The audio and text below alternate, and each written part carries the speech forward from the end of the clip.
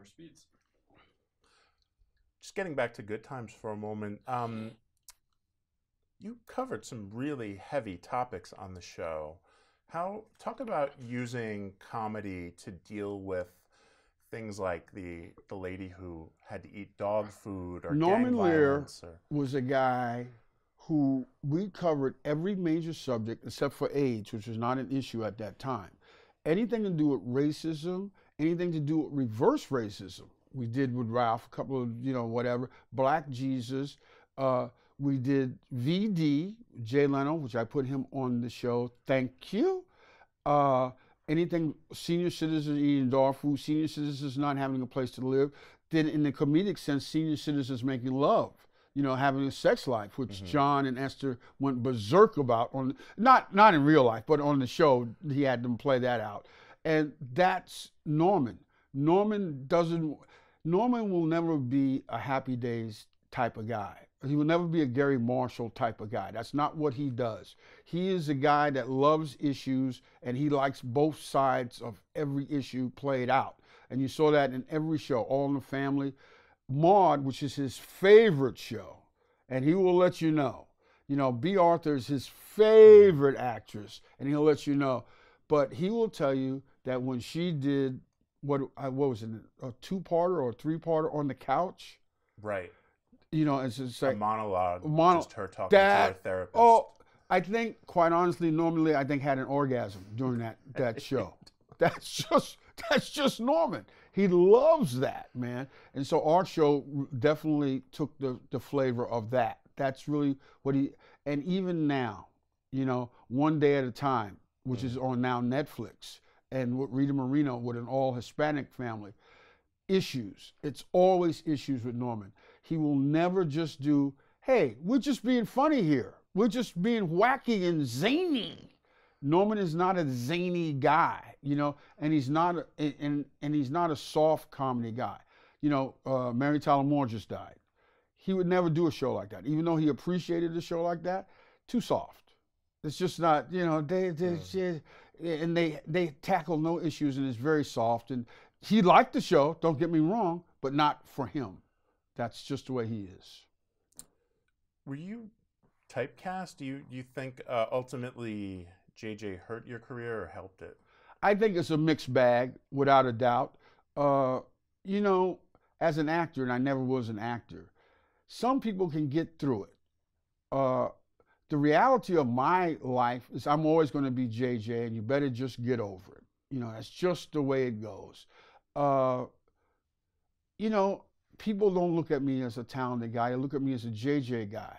And you put yourself in a capsule, and they're finished with that capsule. They go, it's like Willie Mays or something. They go, that was very nice. That's good. But you go, I'm still here.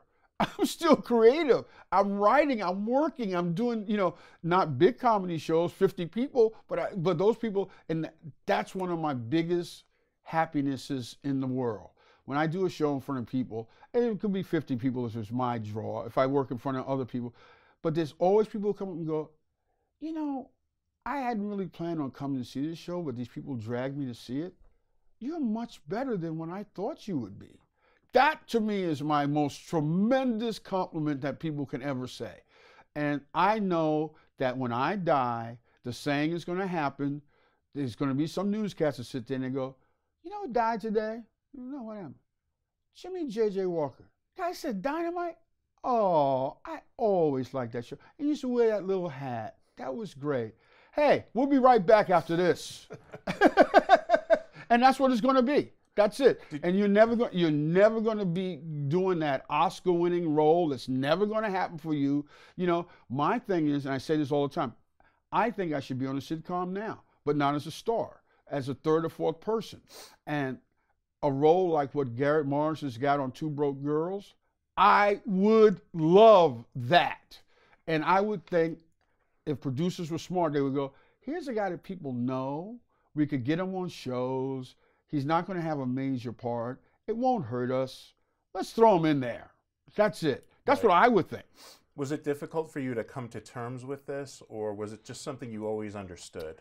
I understood it, realistically, but you still have to what you come to terms with is you're still talented.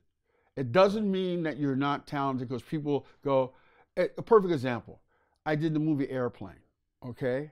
Howard Koch, who produced it, who's a veteran guy from many thousands of years and did a lot of John Wayne movies and Clark Gable movies, and that's all he ever talked about. But he had a deal at Paramount, and he had worked with me on Badge 373, the other thing I talked about. And the Zuckers were new guys, and they wanted to get this done. They had fought for this. They had battled for this. They had, since Kentucky Fried Theater, they had worked their cartoonies off for this, and they wanted this to happen.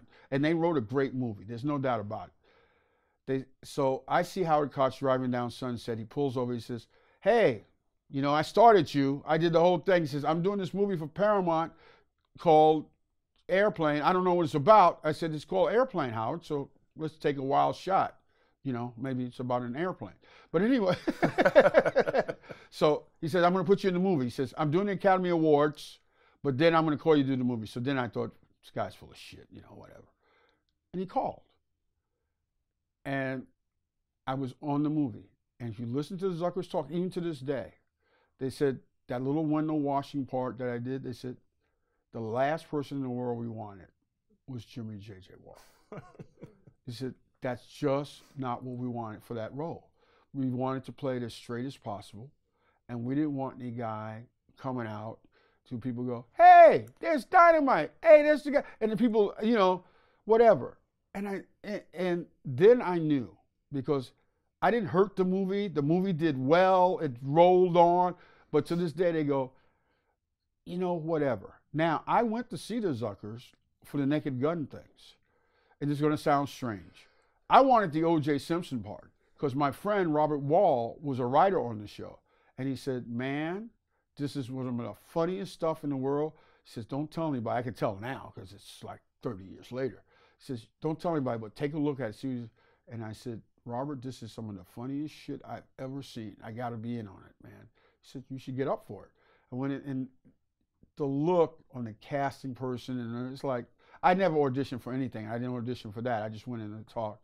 And then he went, please, it's JJ. We can have fucking JJ being in our movie. And that's really the way they felt.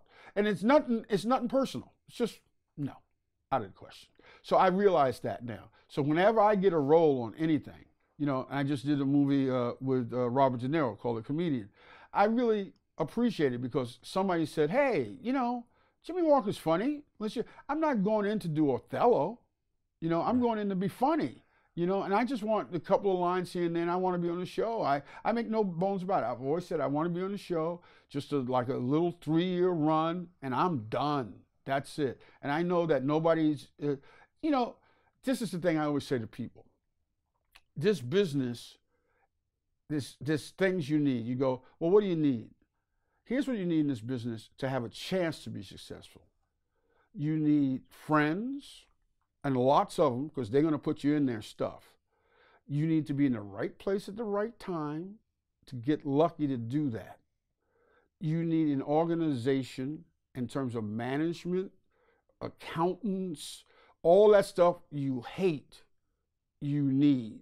Because those guys are going to make, if you're with a CAA or an ICM or an Endeavor, if they don't use you, those guys will go, do you know where your children are right now? And you go, yeah, it should be in school. Maybe we should call over there and check it out. Because if Jimmie Walker's not in this movie, I think there's going to be some problems. Because those are those kind of guys that do that. So you need luck. You need to be in the right place at the right time. You need friends, and you need an organization. Notice I said nothing about talent. You don't need that talent. If most people are somewhat talented. Then as you become more in more movies, you become more and more talented because you're doing it. But you need those 4 things. And if you don't have those, which a lot of people like myself don't, your chances are very small. You come in on a package deal from a CAA or ICM or something like that, that's what you need. But you did work hard. Yeah, I worked hard, but it isn't that kind of racket. It isn't the kind of thing where you go, LeBron James took 10,000 shots over the summer. He got better.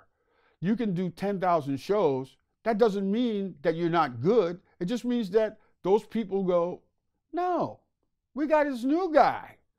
He's with us. He's part of our package. Are you kidding me? Please, get out of here.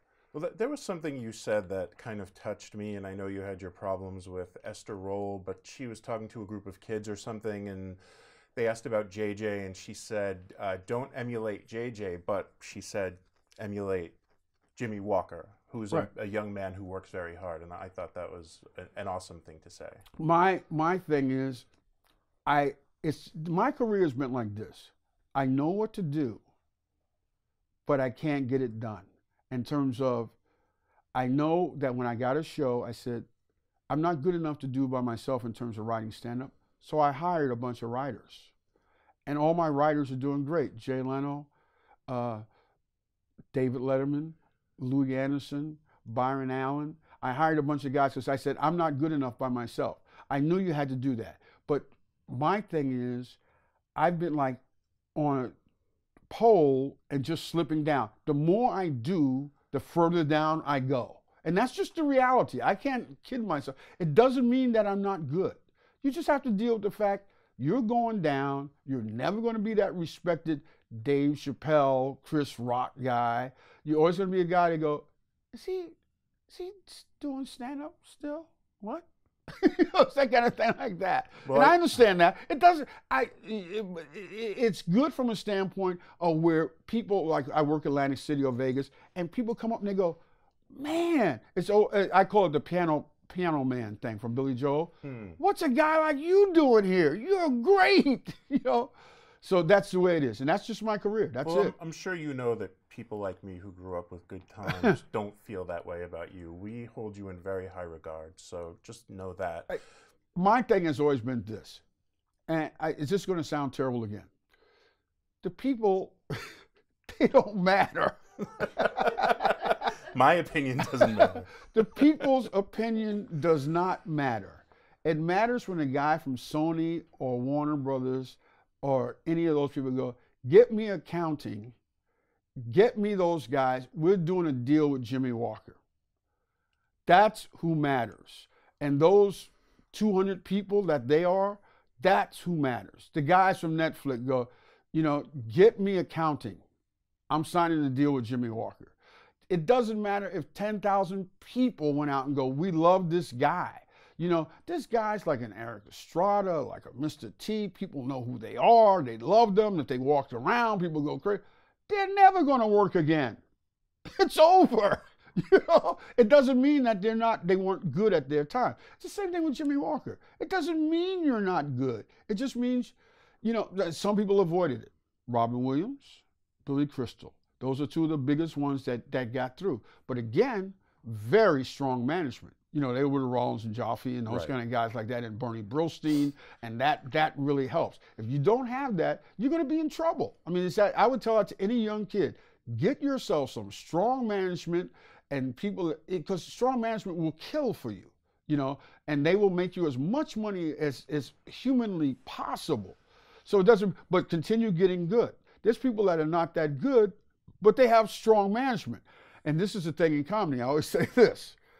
Whoever your favorite comedian or comedian is, whoever it is, you tell somebody, this is my favorite guy or my favorite girl. There will be violent reaction on the other side going, that person sucks. I hate them. Kevin Hart, a talented guy, whatever, but good, strong management. It really worked for him. Dave Chappelle, perfect example, 13 pilots. How often, it doesn't mean that he's not talented. I'm not saying Dave Chappelle's not talented. Dave Chappelle's very talented. But how many times do you get 13 shots at the brass ring? And that's really what it happens. Most guys get 2 at the most. I can name you guys, there's guys they keep coming back with. Because of strong management and friends, Bonnie Hunt. They have never let this go. And the people have, and I don't have anything against Bonnie Hunt, but the people have said no. Well, I think she had Letterman behind her, right? That's a good friend to have, isn't it? I think so.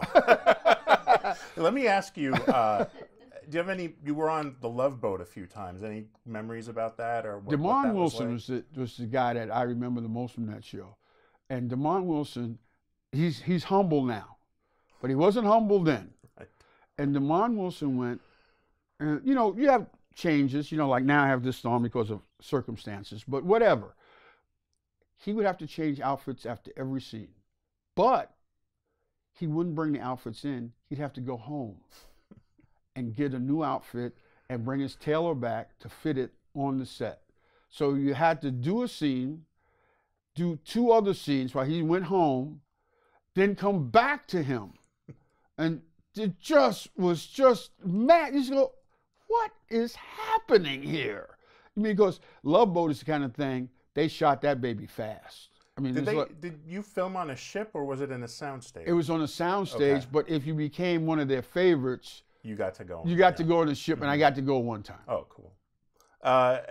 Any memories of Aaron Spelling's Bad Cats, your co-stars? And I loved Bad Cats.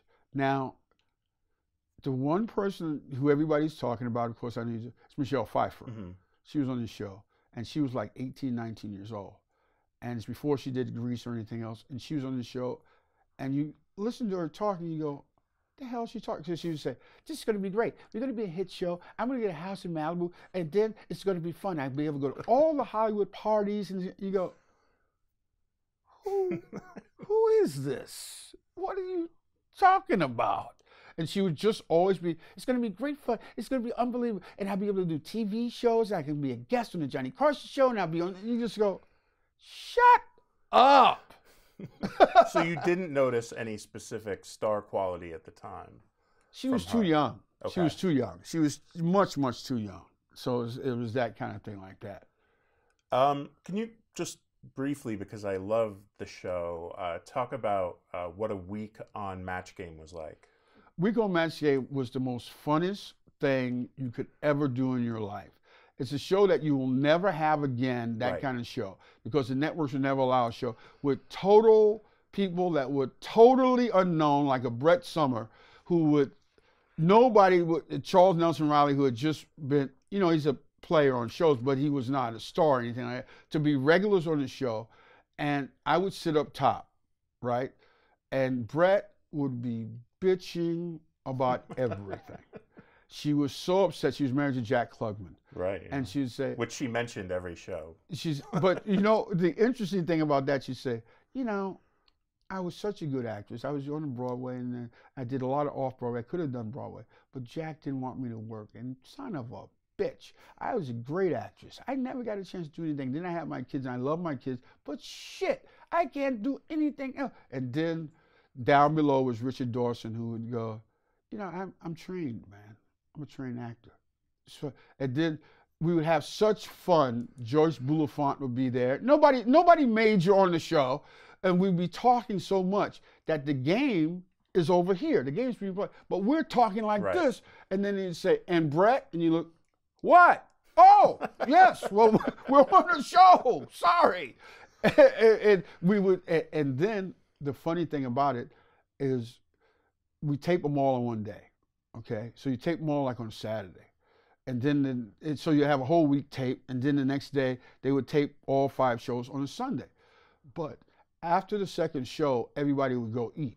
Right. Okay, this was the problem. They'd have a vat or whatever of alcohol, wine. That third show, people would come back sloshed out of their minds. And keep in mind, we're under hot lights. Now, when we did Squares was the same way. And we had Hollywood Squares. Paul Lynde was on the show. And this was in the days before the gay thing, and the whole thing was in the beginning. Nowadays, you have to be gay. You have to take a course. It's just the way it is. You have to sign up and get your jelly and everything, and you just have to be in, and that's it. But Paul Lynde, who, you know, oh no, I'm not, you know, I don't know anything about this gay thing. He would come every week with a new nephew to the show. Mm-hmm. Some bodybuilding guy said, my nephew. Okay, good. Anyway, so he would come in, and he would have a carafe of white wine that just said Paul on it. And he would drink that whole thing at the thing. Then underneath the square, he'd have the same thing. And just as it went on, he got more bitter and angry and that gay, nasty thing. And it was so fun. And the best line, whether you use this line or not, the best line he ever had, you got to remember it's way back in the 70s. So remember that. Way back in the 70s. The young guys won't know, but this line crushed the audience. Peter says, okay, Paul, it has failed in the United States twice. It's failed in France 3 times. It's failed in England 3 times. It's failed in Russia 6 times. It has failed in Europe 7 times over the years. It is now coming back to the United States. It has failed twice here. What is it? He says, the McLean Stevenson show. They had to stop tape. It got such a big laugh. My favorite was, the question was, of whom did Eddie Fisher say, I feel sorry for them. I feel sorry for them both. And Paulin goes, his fans.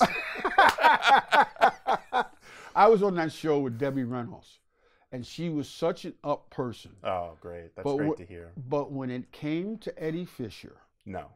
If she had had a gun and Eddie Fisher had walked past the stage, he was a dead man. Go, I'm sorry. You made a bunch of guest star shots on various shows. Do you have any specific memories of the Larry Sanders Show? Or? I was honored to be on the Larry Sanders Show. Honored. I couldn't even believe. Gary Shandling, who I did not know well at all, was one of the hardest working comics I have ever seen. You know, he wrote for Sanford and Son. And every day he would come into the store with like a notebook, one of those the dotted notebooks like you have, full of jokes. And he would try them all out on stage. Every day, a new maybe 30 pages of jokes. Every day he had that. No one, I mean, I know, in my opinion, I work hard. I could not do that. It was just unbelievable. So now I get the call to do the Larry Sanders Show. Even though it's a little insulting, but it'd take me just a second to tell what the show was about. The show was about Jeannie Garofalo and the other girl that was the talent coordinator. And Larry says, we're not getting a good guest, man. You know, what's happening? Leno, Letterman, you know, they all got great guests. We got shit. Arsenio's even got better guests. We got to start getting some good guests. This is bullshit who we got on here. So he says, you know, and I'm going to, if it happens, I'm going to get rid of some of these people, you know, who are booking the show. So they're walking around and go, oh my God, you know, Jesus Christ, this could be the end of our gig. So Danny DeVito is coming by. And he's not on the show, but he's on the lot. So they run over to Danny DeVito and they say, Mr. DeVito, we're from the Larry Sanders Show. Could you please do our show? We love you. He says, well, I'm just here doing a spot for the Heart organization. I'm not here to do anything to actually be on, you know, on the show. And he says, you could push your Heart situation too if you want to, but just please, says, I really don't do talk shows and anything, but I'll be here all day, you know, doing this thing. He says, so they go back and they say, Larry, you wanted a guest. We got one. Danny DeVito. Larry's like, now we're moving. Now we got some guests. This is terrific what's happening. Yeah, good. So after like an hour or so, they run back over to the stage where he's on doing this Heart commercial. And he's with his people. And he's leaving. And they say, Mr. DeVito, we're getting ready to do the Larry Sanders Show. Could you please come over and just do? He says, well, I told you guys I really appreciate you having me, but I'm not going to do the show. So that's that. Then his handler comes and goes, all right, you know, Mr. DeVito's good. And he's gone. They go, oh, my God. So they have to go back. And now it's like 3:30 when they get putting the show together. And they say, Larry, some good news and some bad news. He says, give me the bad news first. He says, Danny DeVito's not doing this show. God damn it, man. Got to get some guests on this show. He says, what's the good news? He says, Jimmie J.J. Walker says he'll do another 5 minutes. And then at the end of the show, he's talking to the producer guy. What's the guy? I forgot the guy. Rip Torn. Yeah. Talking to Rip Torn. He's going, we got to get some guests on the show. And then you see me in the background. I'm out there. So I'm at McDonald's today, man. And I tell you, it's crazy over there. But I was so honored that they would put me on the show. I couldn't even believe it that I was on the show. I was so happy to be there. I was just so happy to be there. What an honor. Great show. I have the tapes now, and I just love it. Brilliant show. Brilliant show. I didn't like the last year as best as I liked the other years. Right. But the other years when there were stories, it was so good. Jed Apatow wrote in that show, a lot of people. Just a good, solid show. I love that show. Any memories of Everybody Hates Chris? This is what I was talking about before. I went on that show, and again, Chris did a thing on the show where he would use, the new actors, whatever they are. Then he'd use the washed up people, me, Ernest Thomas, Tony Vargas, all these kind of people like that. And he'd give us a little play, and that was very nice that he did that. He was good. So I came in, and I said, I'm going to come in. Well, I got to tell you a quick story first. My part was Gene the grandfather, okay? So I looked at it and said, Gene the grandfather, I wonder, who's that? I wonder who that could be. Maybe I look for another thing for me. And it's only Gene. I said, Gene the grandfather, what the hell? So I called the script girl. I said, it's only like Gene the grandfather. I know I'm not a grandfather. She says, yeah, that's you. We'll see you tomorrow. Show up. See you there. Bye. So I see the director. I said, hey, man, like Gene's the grandfather. Maybe you should be like an uncle. I said, no, you're the grandfather. Let's go. Come on, let's go. So I went in, and I'm the grandfather. I do my scene, and it's a soliloquy. It's just like a monologue. I come in blasting. I had my lines down. I came in firing. Leroy Ali, the director, the producer, comes over. He says, and in the scene, I die in the scene. Because I come in, I'm high energy, and then I just fall right into a plate of mashed potatoes or whatever. And the producer comes over and he says, we made a mistake with you, man. He says, you're too good to write out of this show. We're going to bring you back. And I went, whatever. I came back 5 times. That's great. In a ghost thing. And that's the kind of stuff I feel that I can do. It's not even going to be done again, but that, whatever. That's the way I feel. Okay, we're going to get to some summing up questions, but I really briefly wanted to ask you, because I think that you have such a unique perspective on it. Could you just talk a little bit about Helen Kushnick and Jay Leno? Helen Kushnick, I brought her into this. I was the one who said, we need to start. She was an assistant over at ICM. I was briefly with ICM. ICM did not want to cover our show. So she came over as an assistant, and she said, you guys, there's a guy, Jimmie Walker, on this Good Times thing. Maybe we should start paying attention to him. So her husband was my lawyer. Right. So I said, I know a lot of good guys. Maybe we should start a management company. So we signed Jay Leno, Elaine Buther, Shirley Hemphill. We signed Frankenstein, the monster comedy writing team, Frank Dungan and Jeff Stein, who went on to produce Barney Miller and Mr. Belvedere. We signed Ashton Curtis, who went on to do Shelley Duvall's Fairy Tale Theaters. We had a ton of people. David Letterman. David Letterman, who eventually left, and I let him out because I said I promised him that. And they were so, I can't put into words how horrible they were. I mean, Helen got some power because of Jay. And she would have had power with David Letterman. But I told him, if Rawls and Jaffe and those guys want to sign you, Bernie Brillstein, those cats, go. Get the hell out. And he left. And we had a ton of people over there, all people that I brought in. They didn't ever go to a club. I saw all these people. And then eventually, through hook or crook, they got control of the management corporation, which was a brutal situation, which I started, okay? And Helen did some stuff. It was interesting what she did. Carson was the main guy. obviously. Right. She wanted, because Leno, here's the real story, and all these other This people. This is what I want, the real story. Here's what really happened. Leno and Letterman were best friends. Letterman believed in Leno tremendously. Letterman did a show, him and Merrill Markle. Anyway, his girlfriend. Merrill Markle did a show, and he got a deal with CBS. So he did a daytime show. He was on every show that CBS had, pushing it.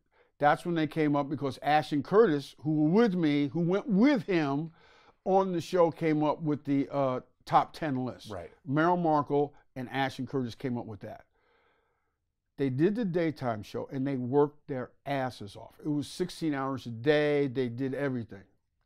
Show failed. Everybody was kind of like, yo, wow. Ooh. David came over to my house.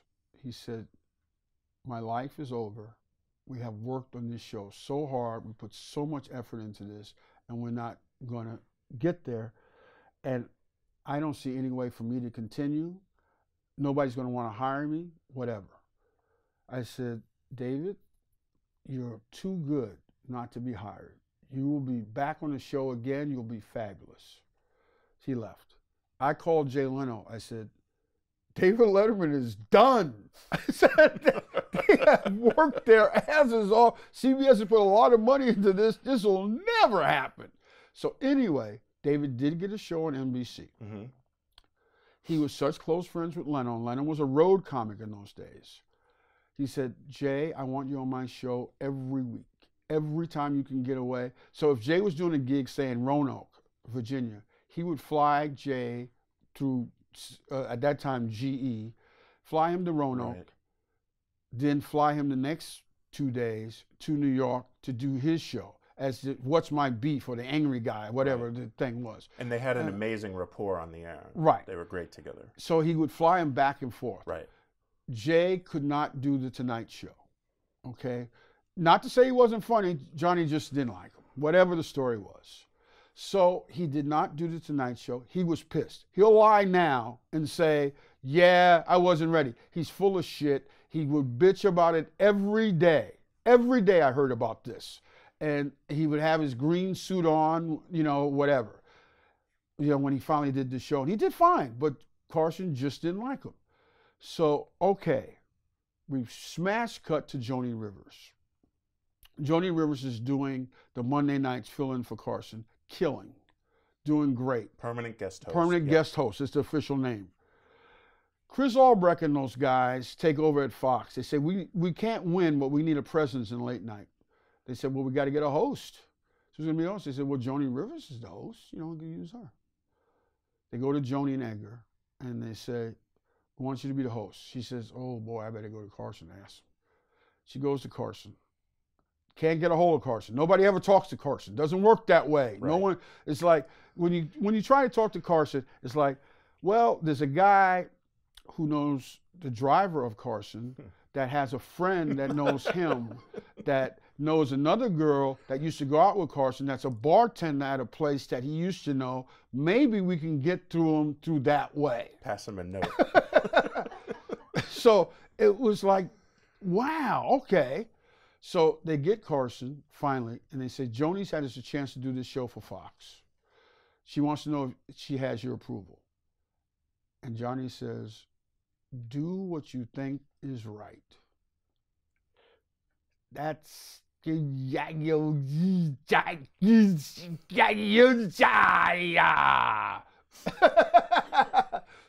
so Edgar says, we're doing the show. She gets white balled. Notice I didn't say black ball. Right. She gets white balled completely because of something happened with Edgar. I don't know what it was, but they didn't like him. I don't know what it was. I have no idea. They said we got to get a new replacement for the thing. Now I was in on this. I knew about this. They said we got to get Gary Shandling. That's the guy we love. He had the It's the Gary Shandling show at the time. They said we got to get Gary Shandling. Gary Shandling had It's the Gary Shandling show. They wanted to do It's the Gary Shandling movie. They went to Paramount, Bernie Brillstein and those guys, and they said, we have a chance to do the Tonight Show. And if we don't get it's the Gary Shandling movie, we're going to Tonight Show. So they gave him the money to do It's the Gary Shandling movie. Mm-hmm. It never happened. Right. So they said, we got to go someplace else, get somebody else.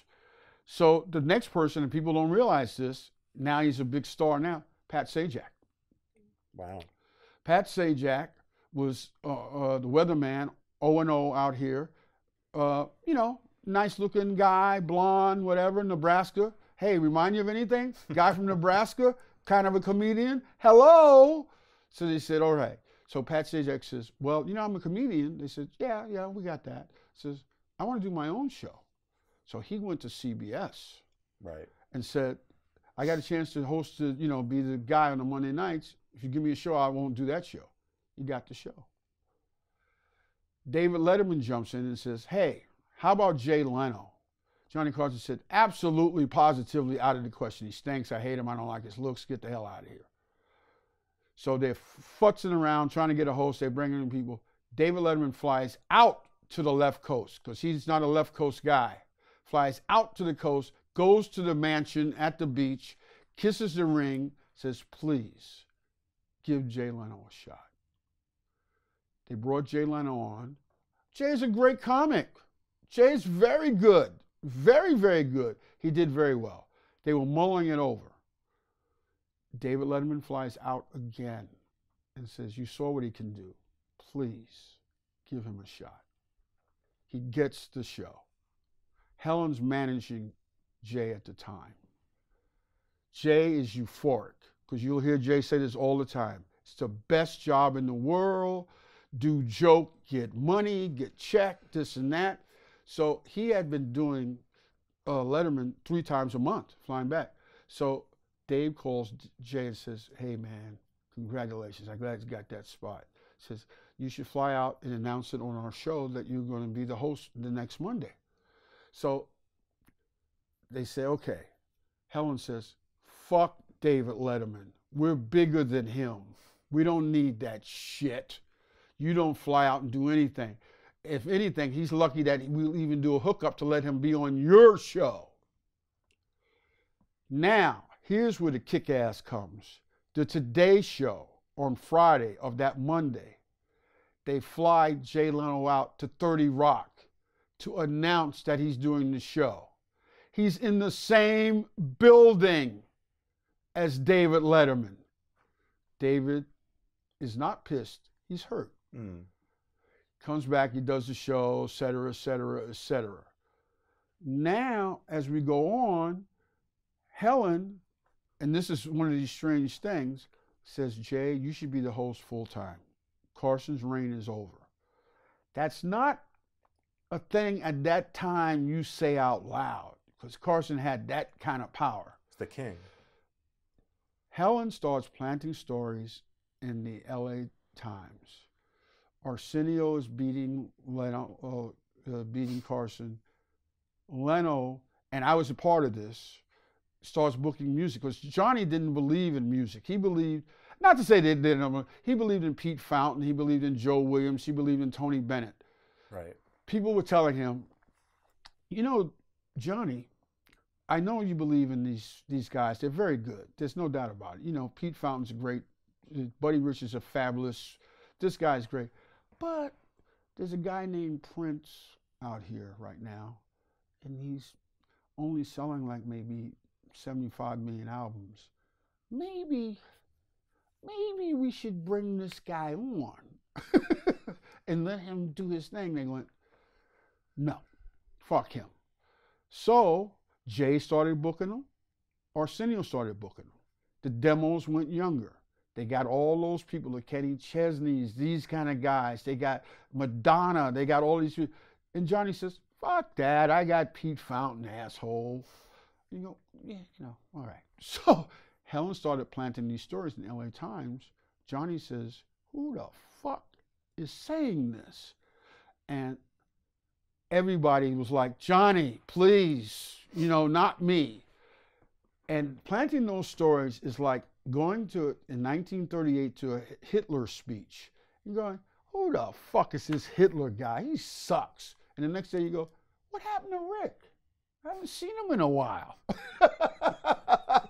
You know, and it's that kind of stuff like that. And she planted all those stories. She put all that stuff. So now, eventually, through hook or crook, they get in.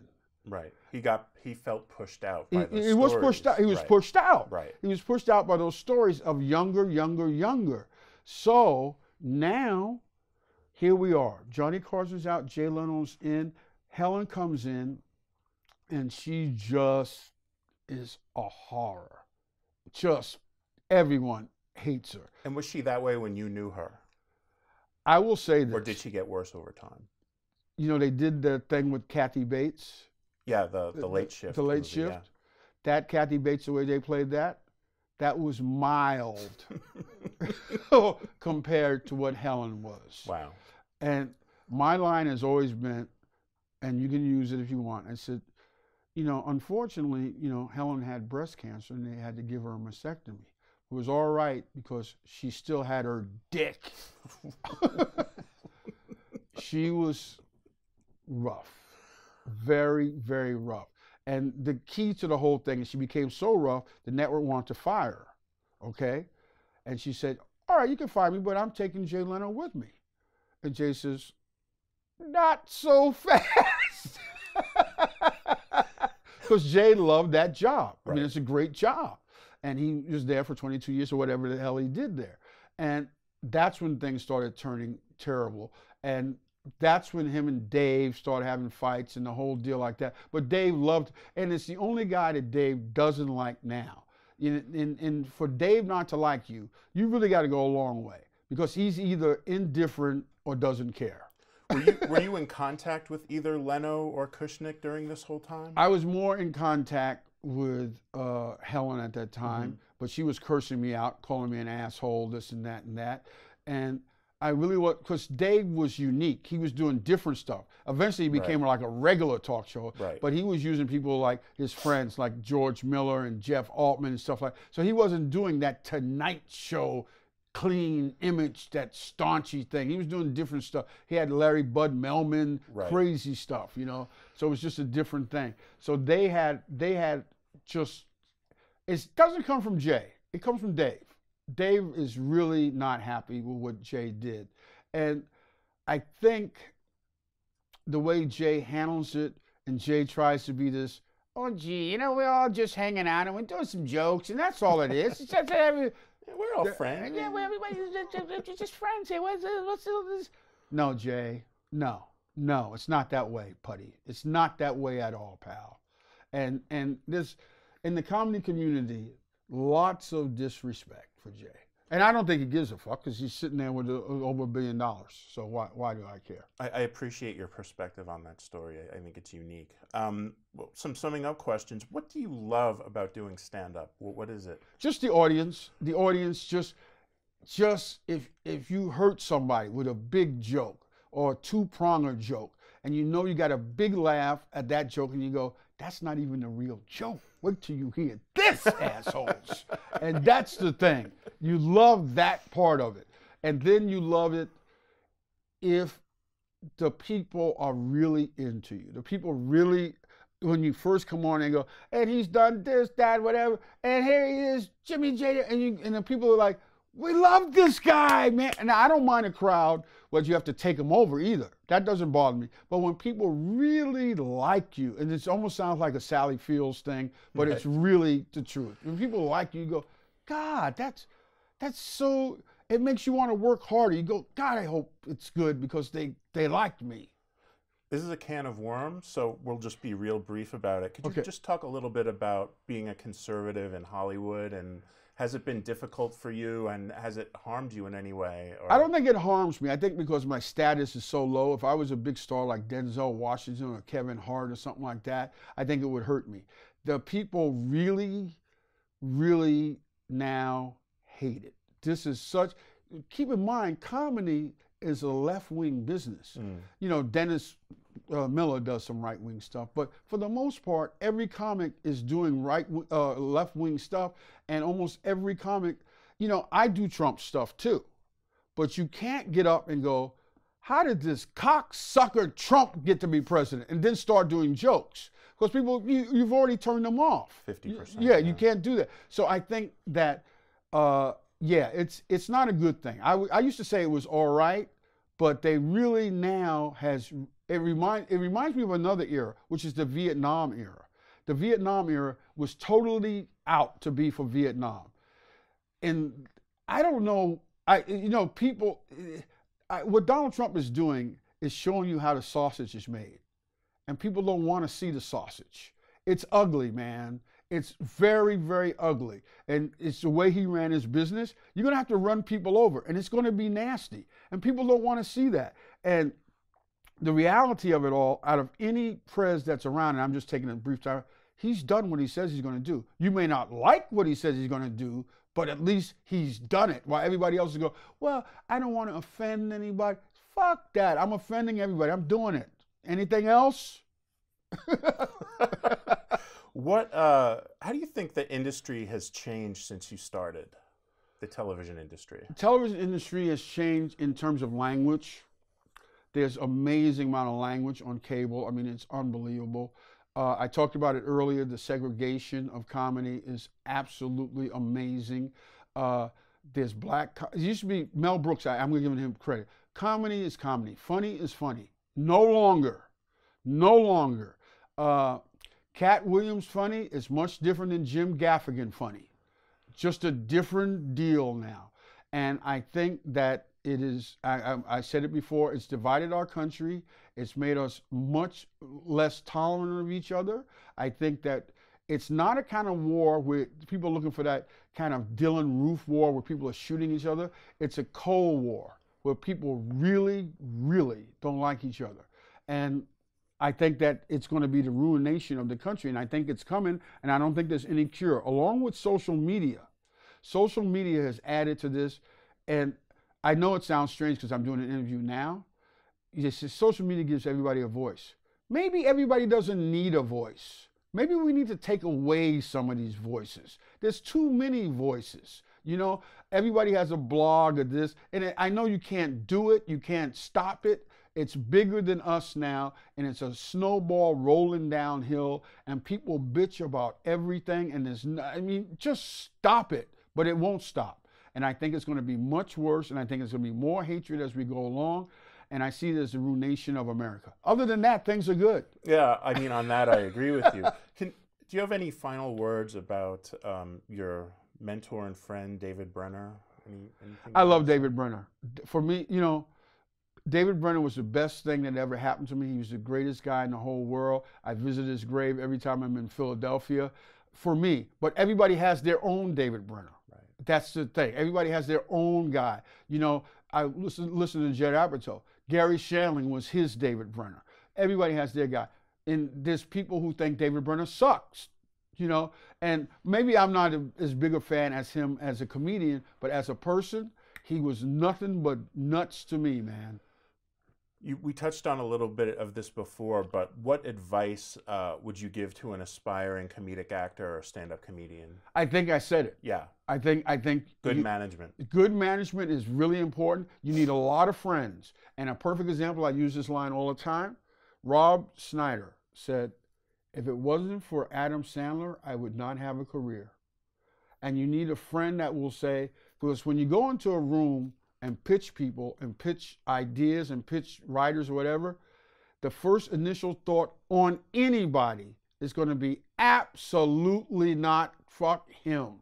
You need that person to go, no, fuck you. This guy is in. I love him. He's going to be in the show. Then people go, well, all right, then he said, but if you push hard enough, and Adam Sandler with Rob Schneider, Jerry Seinfeld with Larry David. No one, and I mean no one, wanted to hire Larry David. He couldn't even get near this place, whatever it was, 40 years ago. And then Jerry Seinfeld said, no, Larry David's my friend. I promised him, and he's going to be in here. And now everybody's going, we need a guy like Larry David. 40 years ago, people go, don't let the Larry David in. It's horrible. No, oh my God. So having an advocate is you really need people, and if you have a group of people, it's really good. Chris Rock went to the mat for Louis C.K. When Louis C.K. got fired for Pootie Tang, Chris Rock said, I'm hiring this guy. He's my man. And he took a shot, and that's what you need. What's your proudest career achievement? It's the stupidest thing in the world. It's the stupidest, dumbest thing in the world. And people are going to laugh when I say it. Winning the Battle of the Network Stars. That's a noble achievement. That's. Do you remember who you competed against? I don't care who we competed against. What happened was we had done the Battle of the Network Stars. Penny Marshall was one of our people against us. And we had fought for like 3 or 4 years, and they had kicked our ass, man. And Bo Swinson, who was an actor on, I didn't even know what show he was on, but he was on CBS with me.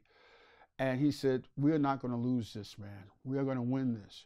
And he went out and he said, I'm hiring a rowing coach to teach us how to row. I'm hiring a running coach. I'm hiring a weightlifting coach, and we're going to get in shape, and everybody's going to have their ass out here at 6 o'clock in the morning before you go to your regular jobs and get ready. And we rehearsed for like a month.